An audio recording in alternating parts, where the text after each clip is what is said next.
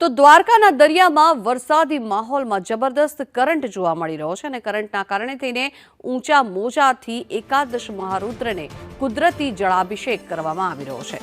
શિવલિંગજીને કુદરતી રીતે જળાભિષેક થતો નજરે પડી રહ્યો છે, કારણ કે જે રીતે દરિયામાં કરંટ આવ્યો છે અને આ કરંટના કારણે થઈને ઊંચા મોજા ઉછળી રહ્યા છે અને તેના કારણે શિવલિંગને કુદરતી રીતે જળાભિષેક થતો નજરે પડી રહ્યો છે। આ દ્રશ્યો જે આપ જોઈ રહ્યા છો દ્વારકાના આ દ્રશ્યો છે। પવિત્ર શ્રાવણ માસ અત્યારે ચાલી રહ્યો છે, ત્યારે બીજી તરફ સતત દરિયામાં કરંટના કારણે થઈને જે ઊંચા મોજા ઉછળી રહ્યા છે તેના કારણે થઈને કુદરતી જળાભિષેક થતો નજરે પડી રહ્યો છે।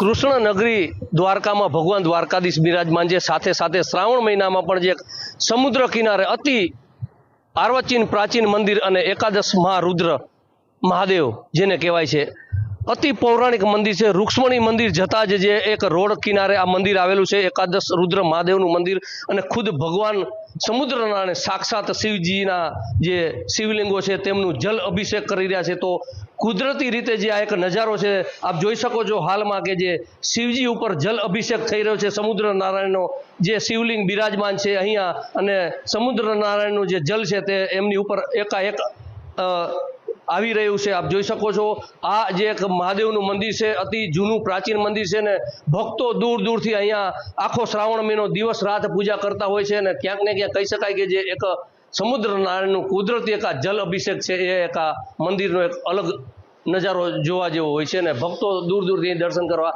આવતા હોય છે। અનિલ લાલ, સંદેશ ન્યૂઝ દ્વારા।